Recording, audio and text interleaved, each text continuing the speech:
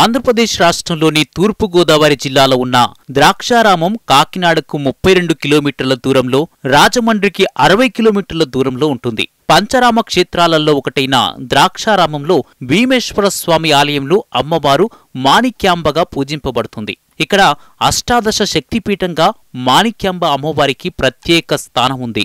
మాణిక్యాంబాదేవి మందిరం అష్టాదశ శక్తిపీఠాలలో ఒకటిగా పరిగణించబడుతుంది.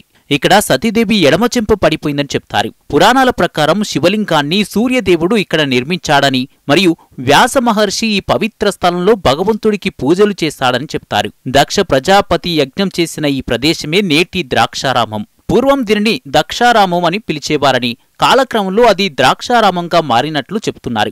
ఈ క్షేత్రానికి దక్షిణ కాశీగా, వ్యాస కాశీగా, అష్టాదశ శక్తిపీఠాలలో ద్వాదశ పీఠంగా గుర్తింపుంది. చాళుక్య రాజైన భీముడు ద్రాక్షారామం ఆలయాన్ని నిర్మించడంతో దీనిని భీమేశ్వర ఆలయంగా పిలుస్తారు.